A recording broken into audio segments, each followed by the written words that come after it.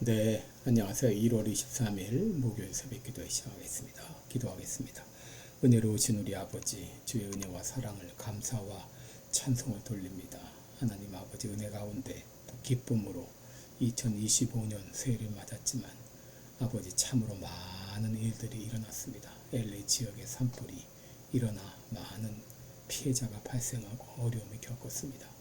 하나님 아버지 또 한국에서는 탄핵 사건으로 소용돌이 가운데 있는데 하나님 아버지 긍휼을 베풀어 주시기를 원합니다. 자비를 베풀어 주시기를 원합니다. 아버지 우리 국민들을 불쌍히 여겨주시기를 원합니다.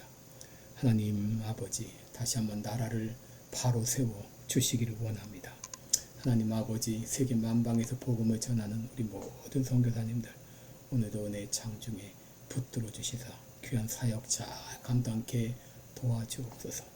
아버지여 또 연약한 성도들 긍휼을 베풀어 주옵소서. 아버지 사경을 헤매는 모든 성도들 어려운 성도들 모든 고통을 면해 주옵소서. 하나님 아버지 그리함으로 거뜬히 일어나서 마음껏 하나님께 영광 돌리도록 은혜 베풀어 주옵소서. 오늘 하루도 주님 앞에 의탁하며 예수님의 이름으로 기도합니다. 아멘. 네, 찬송가 310장입니다. 하나님의 은혜로 이 쓸데없는 자 왜 구속하여 주는지 난 알 수 없도다. 네, 310장입니다. 예전 찬송가는 410장입니다. 하나님의 은혜로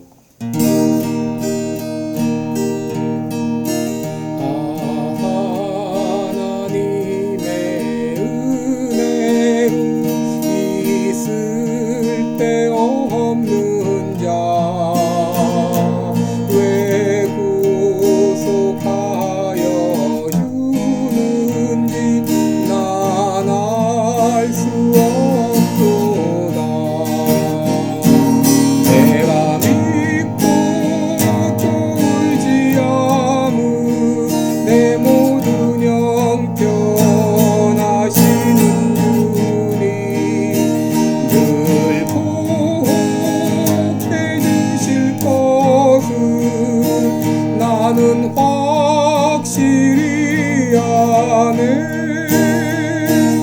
왜 내게 굳세 믿음과 또 복음 주셔서 내 맘이 항상 편하지 난 알 수 없도다. 내가 믿고 또 의지하는 내 모든 영편하시는 분이 늘 보호해 주실 것을 나는 확실히 아네. 왜 내게 성령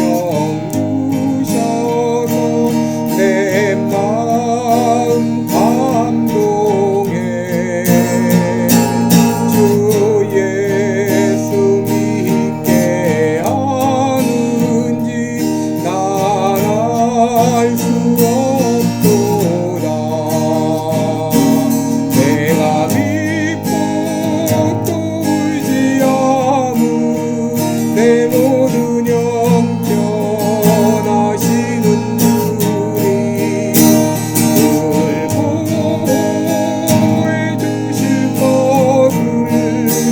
나는 확실히 아네. 주 언제 강림하실지 오 밤의 홍낮에 또 주님 만날 그곳도 난 알 수 없도다. 내가 믿고 또 의지하는 내 모든 영편하시는 분이 늘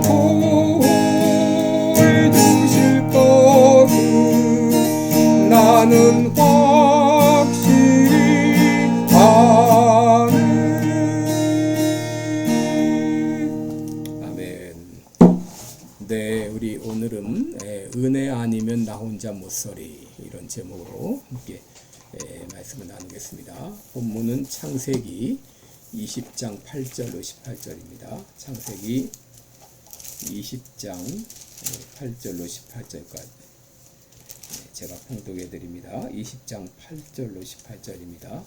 아비멜렉이 그 아침에 일찍 일어나 모든 신복을 불러 그 일을 다 말하여 들리매 그 사람들이 심히 두려워했더라. 아비멜렉이 아브라함을 불러서 그에게 이르되 내가 어찌하여 우리에게 이리 하였느냐? 내가 무슨 죄를 내게 범하였건대 내가 나와 내 나라로 큰 죄에 빠질 뻔하게 하였느니라.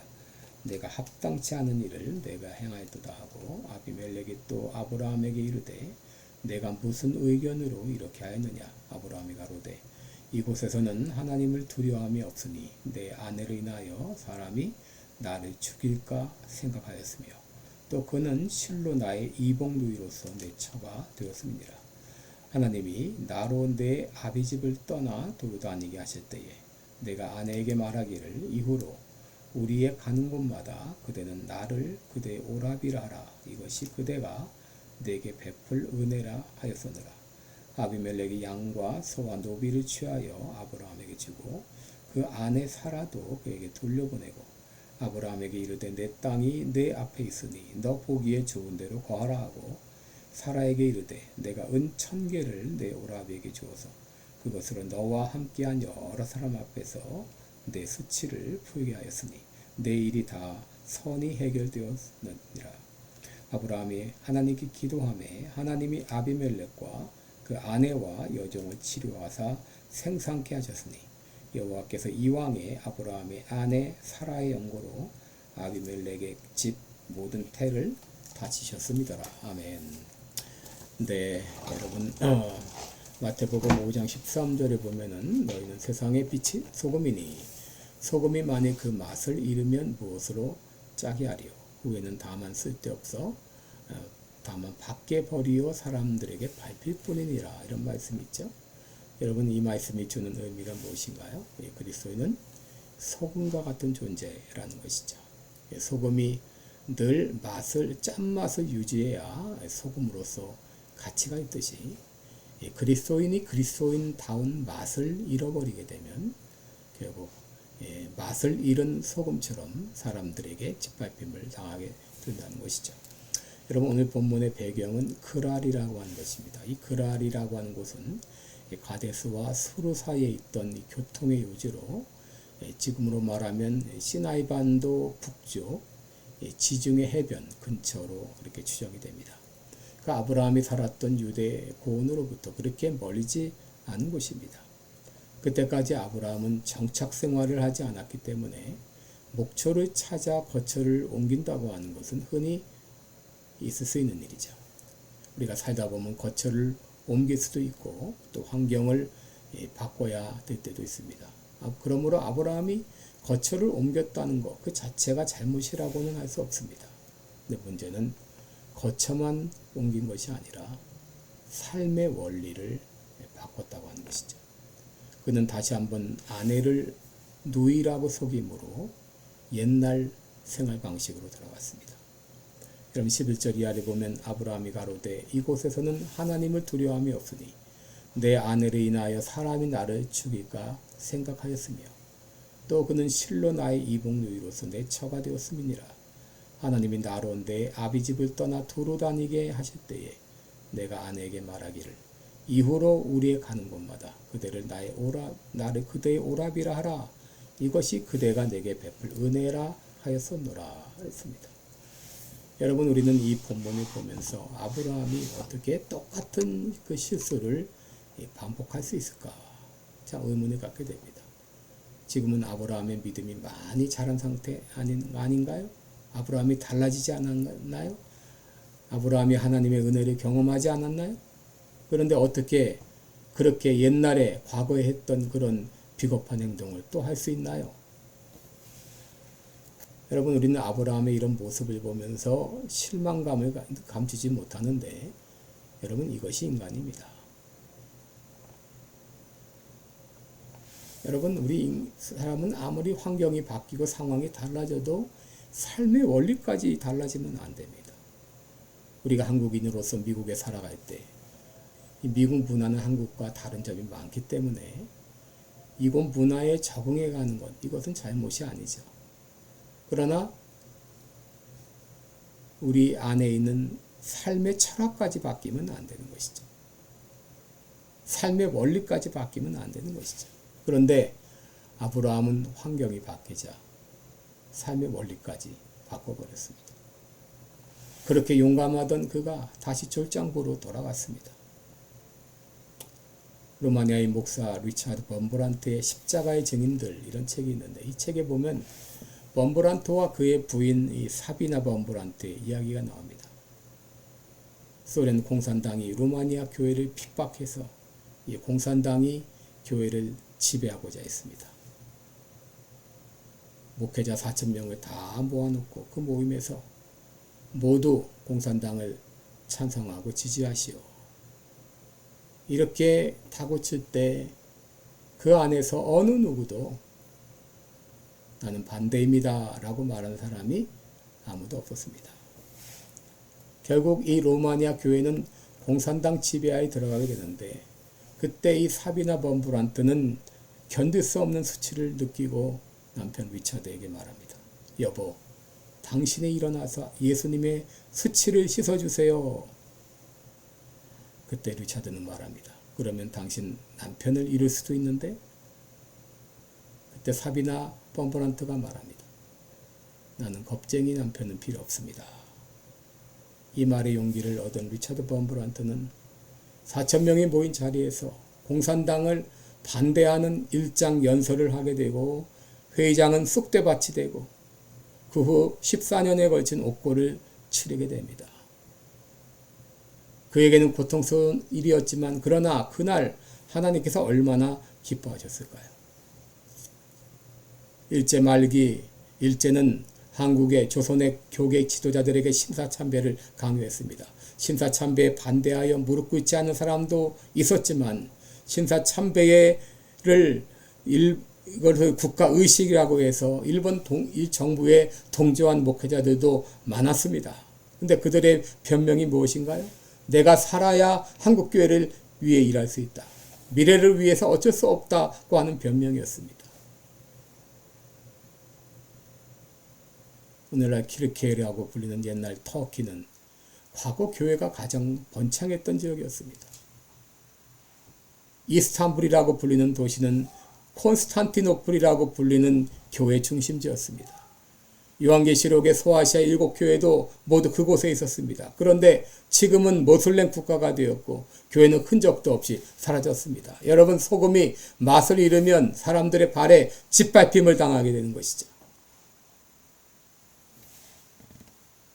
여러분, 내가 오늘 순종하지 못하면서 다음에 순종할 거라고 기대하지 마시기 바랍니다. 지금 오늘 하지 못하면 내일도 하지 못하는 것입니다.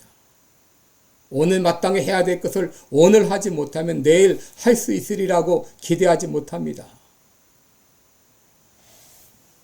14년의 옥고를 치르고 나온 리차드 범브란트는 주일학교 학생들에게 이런 말을 했습니다. 얘들아, 우리 선조들은 예수 믿는 것 때문에 사자의 밥이 되었다. 예수 믿는 것 때문에 순교의 제물이 되었다. 예수님 때문에 감옥에 갇히고 고통을 받았다. 우리도 그날이 올지 모른다. 그날을 대비하고 자신을 점검해야 된다. 하나님을 섬기는 마음은 언제 어디서나 변함이 없어야 된다.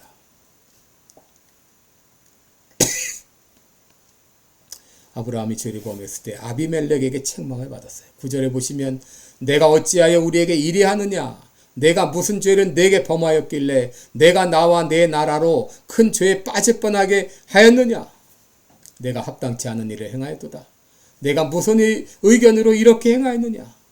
이 아브라함은 믿지 않는 왕 아비멜렉에게 호된 책망을 받았어요.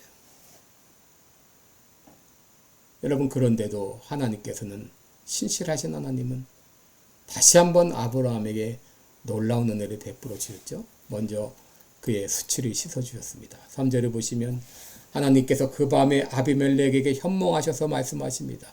내가 취한 이 여인을 인하여 내가 죽으리니 그가 남의 아내임이라.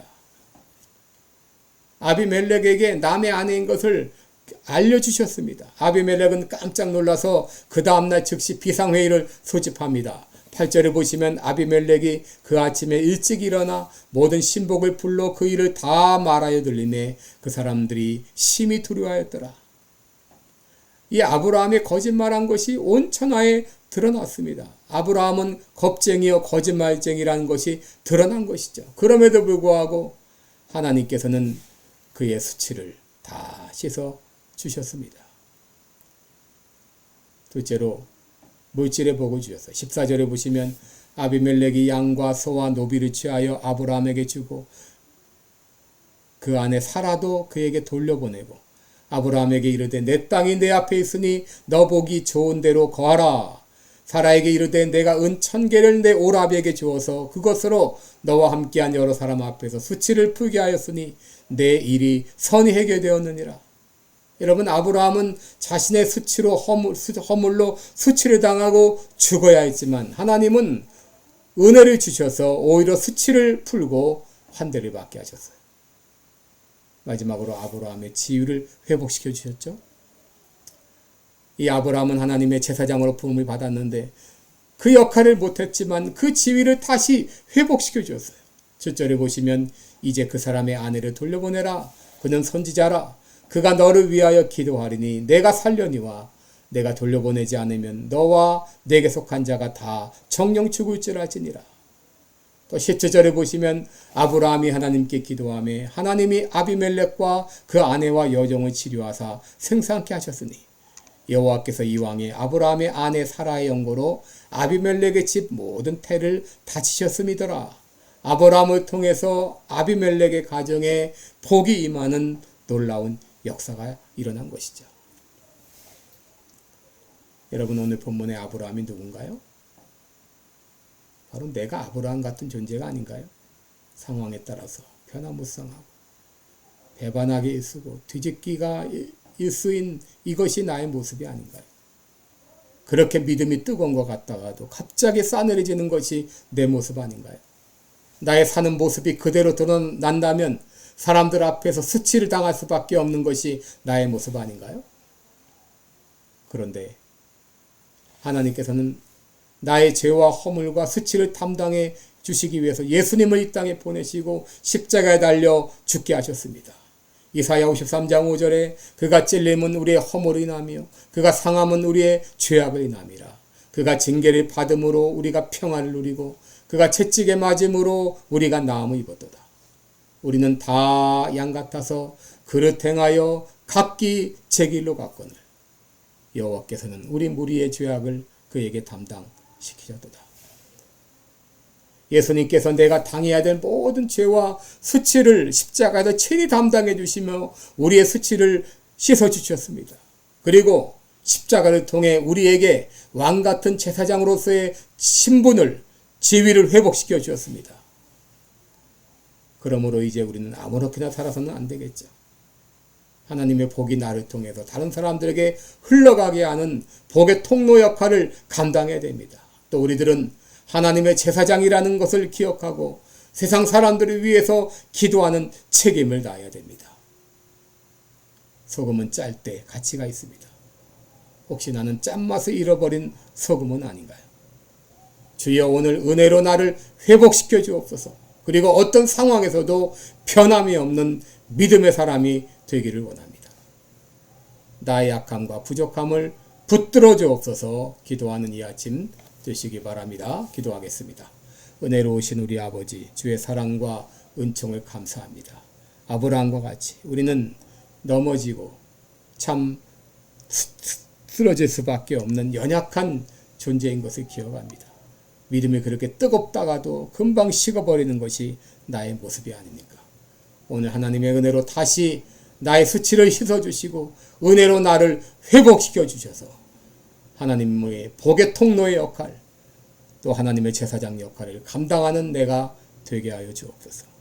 예수님의 이름으로 기도드리옵나이다. 아멘. 네, 여러분, 오늘도 복되고 은혜로운 하루 되시기를 축원합니다. 여러분 사랑하고 축복합니다.